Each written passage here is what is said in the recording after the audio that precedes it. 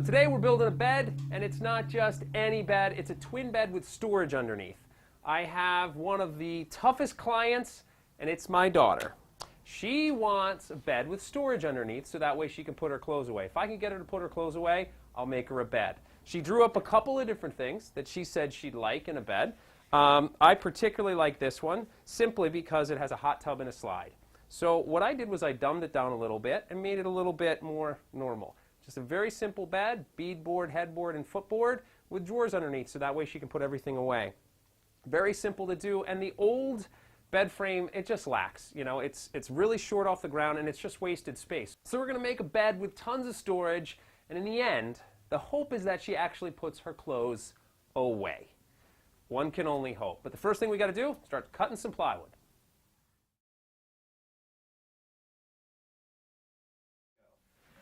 All right, truth be told, I'm not as strong as I look.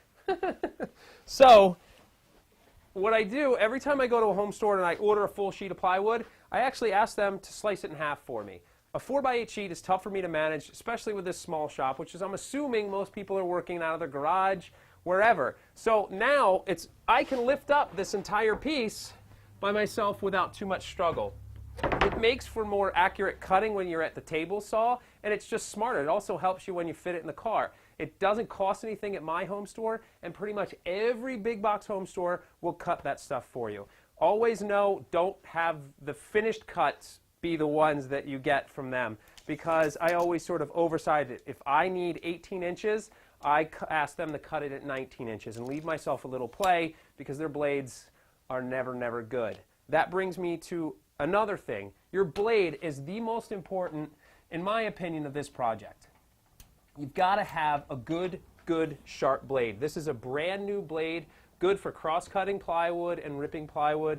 It's a combination blade, so it'll do both, and it'll do both well. That's a big deal. If you put a really horrible blade in here, or you have a really dull blade, what's going to happen is you're going to get a lot of tear out, and the quality of your project is going to go, it's going to go down, and you don't want that.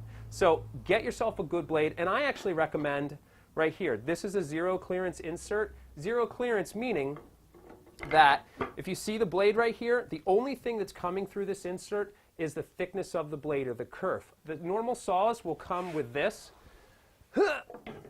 right here, and what that is just a big sloppy way for the blade to come through, so that way you can angle the blade at a 45 or whatever. I'm not angling the blade. I'm not doing any 45-degree cuts, so I don't want that. What happens with that is you'll get chip out or tear out when you're cutting plywood.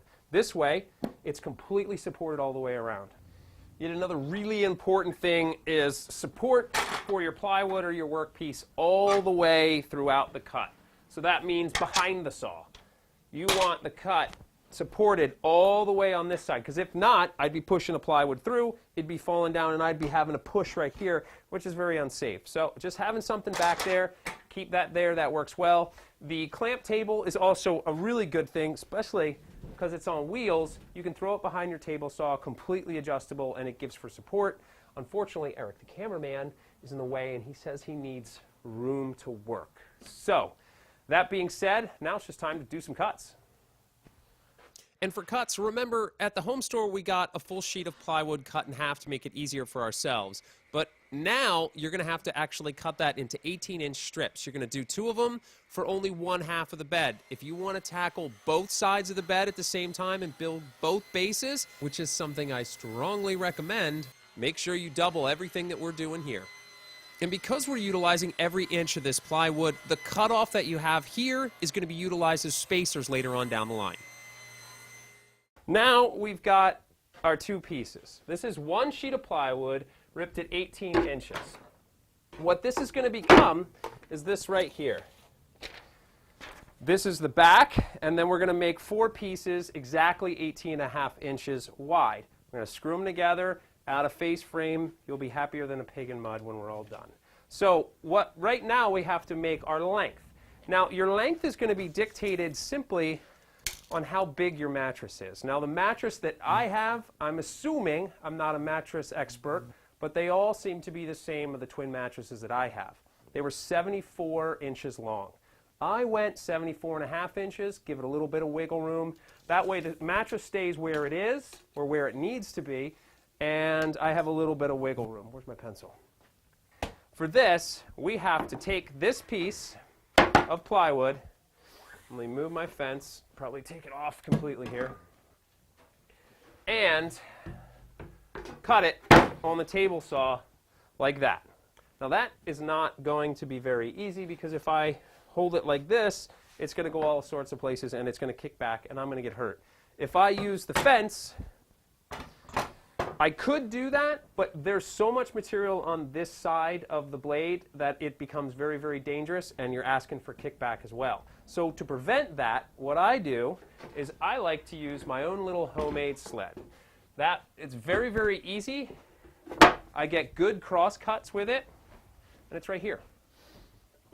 It's nothing more than a piece of 1/2-inch plywood with some 1x material wrapped around it and some runners right here. The runners fit right in the track, and now I can cut with ease.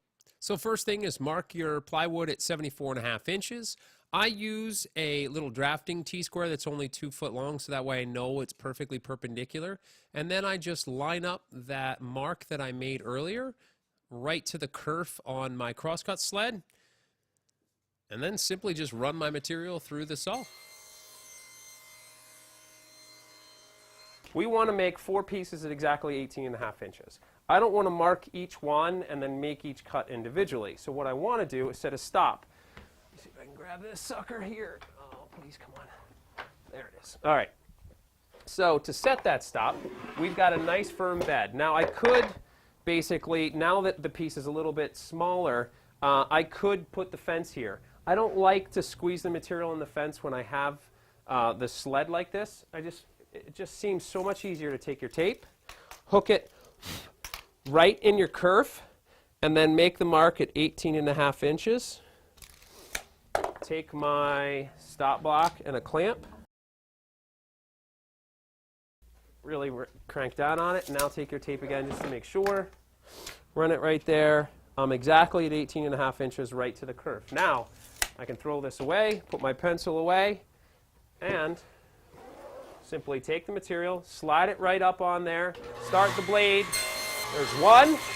Take the material out, throw it aside, take the same material, just scoot it down, make sure it's flat against the back, make another cut. So when all is said and done, you'll have 4 pieces cut at 18.5 inches long by 18 inches wide. So for your next step, you're going to take the cut-off pieces from your large sheet of plywood and cut them into 4-inch strips. Then it's on to cutting them to length. You're going to cut 6 pieces at 22 inches exactly.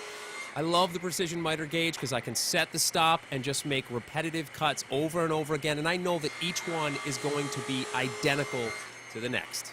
Pocket holes are going to go in all of your spacers as well as all of your sides. It doesn't matter which jig you have, but it's very efficient to put all those pocket holes in now.